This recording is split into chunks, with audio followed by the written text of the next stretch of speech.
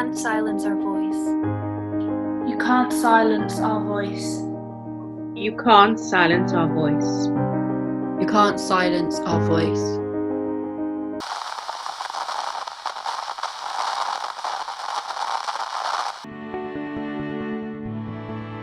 Me too. You'd be pretty if I have a dream. I'm invisible. Me too. You'd be pretty if I have a dream. I'm invisible. Me too. You'd be pretty if I have a dream. I'm invisible.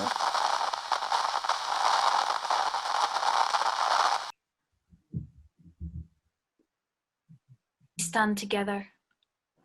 we stand together. We stand together. We stand together. It's automatic because we're told to from a young age. My mum said, always sit near the bus driver when travelling back late. Always carry self-defence if walking alone in the dark. Always sit near the bus driver if travelling back late. Always carry self-defence if walking alone in the dark. The media taught me that women's bodies are sexual no matter the circumstances. So you better cover up unless you want to be touched by everyone. You're smart, so you'd be great at assisting men to fulfill their potential. You always have to smile. And if we don't stick to those rules, it's our fault. It's my fault that no isn't enough if my hemline is above my knee. It's my fault that I'm asked to make drinks rather than participate in meetings.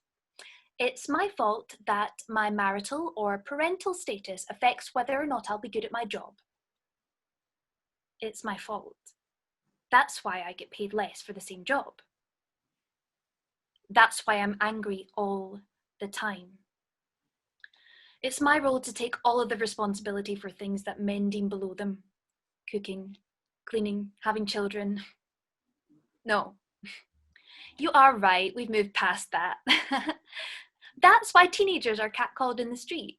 That's why daughters will take up all of the household chores. That's why boys will be boys. We're expected to show dignity no matter how dehumanized we are. Otherwise, we're crazy or overreacting. The cinders of thousands of women are still fresh in our nostrils. You have to have ovaries to overreact. You have to have ovaries to overreact. But have you actually tried telling a grown man no? Have you seen his reaction? It'd be funny if it wasn't so fucking cruel. My career means less somehow, and I'm drowning in assumptions.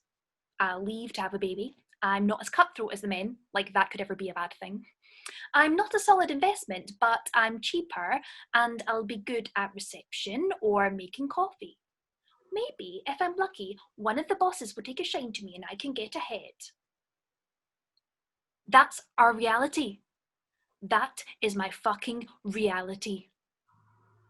But if I speak up, I'll be seen as loud or crude. Call me a feminist if it makes you feel less attacked that I exist. A confident, smart woman. I'm not rolling over for you anymore. I'm Sick and tired of all of it. My dad named me Peaches, which I guess was his interpretation of humour. You know, considering my size, that I'm named after a food. Everybody else finds it funny. But maybe I'm the joke, because after all, fat women are funny, right? I mean, that's how we get into the movies. We don't exactly look like leading ladies or even love interests. But we do look like mums or best friends, just as long as we're funny but don't outshine the female lead. And don't get me wrong, I don't blame her. It's not her fault that some producer somewhere decided that beauty is bone. I mean, I've never exercised or eaten that differently from everybody else, but that doesn't stop people from judging me. Because if you're plus size and you want to eat some cake, everyone is thinking, probably should lay off that, love. Probably should lay off that, love. They don't like my body. And I've been taught to hate my body too. A compliment always starts with, for a big girl, you're pretty hot. Or, you'd be pretty if you just lost 2 stone. You'd be pretty if you just lost 2 stone. If it really was out of concern for my health, then nobody asked you. Thanks for the thought though. But you really didn't need to, because there has not been a single day that I am not reminded of my size. A targeted ad on Facebook going, you could lose a stone in a month. Or men telling me I need to lower my expectations because a fat girl should just take what she can get. Or my mum making comments about my size like it doesn't hurt every single day, like I don't look in magazines, walk past TV screens and mirrors every single day, being reminded that my body is synonymous with the word ugly. And don't get me wrong, I know this is not just an issue for women. It implicates everyone regardless of sex. But why do you think children are cutting themselves up and infusing their skin with plastic? Honestly, if I could count up the hours I spent obsessing over my size, it sounds ridiculous, doesn't it? I mean, I know I'm worth more than that. But when you live in a world that tells you you are wrong, you start to believe it.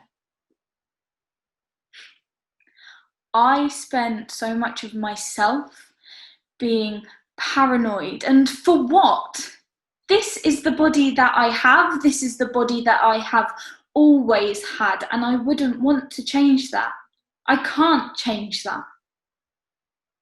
Why should I look like you when I already look like me? I refuse to let you tell me what a relationship with my body should be. I'm fat. So what? I'm real. I am beautiful. I hope one day you'll realise that. That's my Dream. I have a dream. That's what he said. I have a dream that I'll be judged not by the colour of my skin, but the content of my character. He said that in 1963. It's 2020. That dream hasn't changed. Last night, I went for a meal with my mate. We were walking home quietly from dinner, and police stopped us. They thought we had drugs on us. You never see them raiding the offices of Mayfair. They erode their faces in peace. They said, if you resist, we'll use force. They didn't find anything. I was let go, but he was detained. I wish I could say that this was an isolated incident. Wishes? Dreams? I have dreams. I was born and raised in Liverpool, and people still see me as culturally different. I went to uni, I have a job, I go to the Wetherspoons, and I drink coffee like British people do. But you still assume the worst of me. People still slide into my DMs and call me exotic because of the colour of my skin. You assume wrong of me because of the colour of my skin, but there's still videos of police choking and beating people with the colour of my skin. You say I'm angry. Maybe I am angry, but aren't we all angry? And if you're not angry, where have you been? Have you seen the state of the world that we're in? Nobody comments on the anger of white men. But I'm the angry black woman. But you don't ask why. You see the little looks I've been given my whole life. And you make assumptions on the colour of my skin. You make assumptions that I'll have drugs or I'll be violent. But you don't know me for the individual that I am. You've already made up your mind before even getting to know me. And you don't want to know me unless I'm causing trouble or fulfilling a fantasy. I'm invisible. I have to fit into a neat little box to be understood. If I was gay, you'd get it right, because it's like being straight but the opposite. But bisexual, pansexual, non-binary, labels that don't commit, that aren't immediately digestible, that makes you invisible.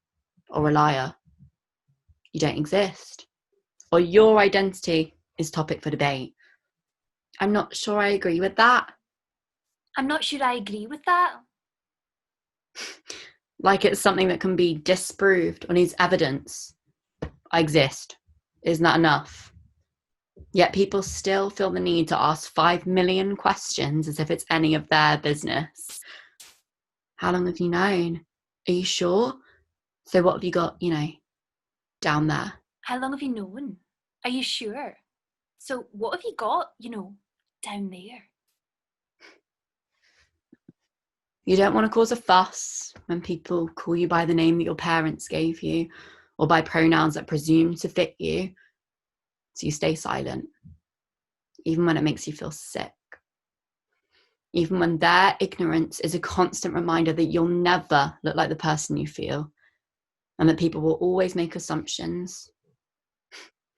You'll always have to justify yourself or correct people. No matter how diplomatic you try to be, you'll always come off as rude or defensive. You'll always feel different.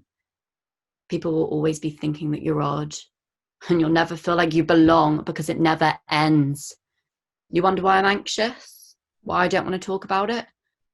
It must be hard for you to see your identity reflected everywhere in everything. I can't imagine what that must feel like. To have a body that you never wanted to swap or change. To never have to live in fear of how other people react to your truth. Whether they'll even believe you. Whether they'll talk over your voice. To never have wanted to die. I realise I'm not alone. Male-bodied people experience the same thing. But I've realised that you don't need to be understood to exist. I don't need to be understood to exist. I'm proud of who I am, even if I'm not safe from who you are. You can't silence our voices because we stand together. We're not separated by your divisions. We're beautiful. We're strong. We're diverse. We don't need your permission. The future is ours. You can't silence our voices because we stand together. We are not separated by your divisions. We are beautiful, we are strong, we are diverse. We don't need your permission. The future is ours. You can't silence our voices because we stand together. We're not separated by your division. We're beautiful. We're strong. We're diverse. We don't need your permission. The future is ours. You can't silence our voices because we stand together. We're not separated by your divisions. We're strong, we're beautiful, we're diverse. We don't need your permission. The future is ours.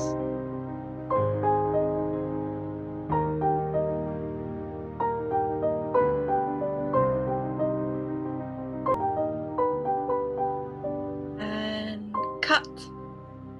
Oh my god, guys, that's so good.